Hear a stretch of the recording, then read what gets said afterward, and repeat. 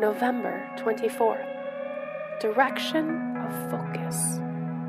Psalm 123 verse 2 says, "Behold, as the eyes of servants look to the hand of their masters, so our eyes look to the Lord our God." This verse is a description of total reliance on God. Just as the eyes of a servant are riveted by his master, our eyes should be directed to and focused on God. This is how knowledge of our countenance is gained, and how God reveals himself to us, such as Isaiah 53:1.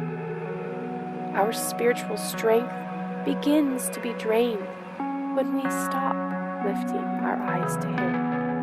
Our stamina is sapped, not so much through external troubles surrounding us, but through problems in our thinking. We wrongfully think, "I suppose I've been stretching myself a little too much, standing too tall and trying to look like God instead of being an ordinary, humble person."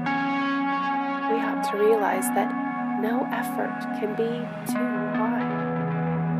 For example, you came to a crisis in your life, took a stand for God, and even had the witness of the Spirit as a confirmation that what you did was right.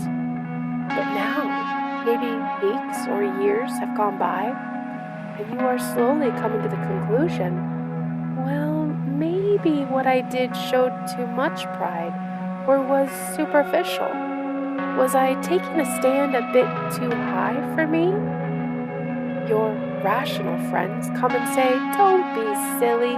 We knew when you first talked about this spiritual awakening that it was a passing impulse, that you couldn't hold up under the strain.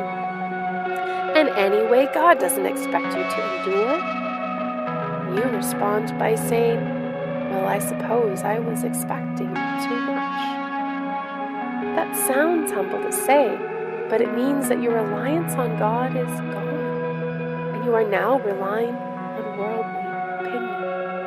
The danger comes when, no longer relying on God, you neglect to focus your eyes on him.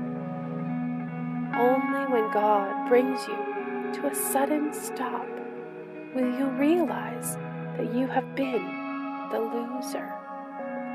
Whenever there is a spiritual drain in your life, correct it immediately. Realize that something that has been coming between you and God, and change or remove it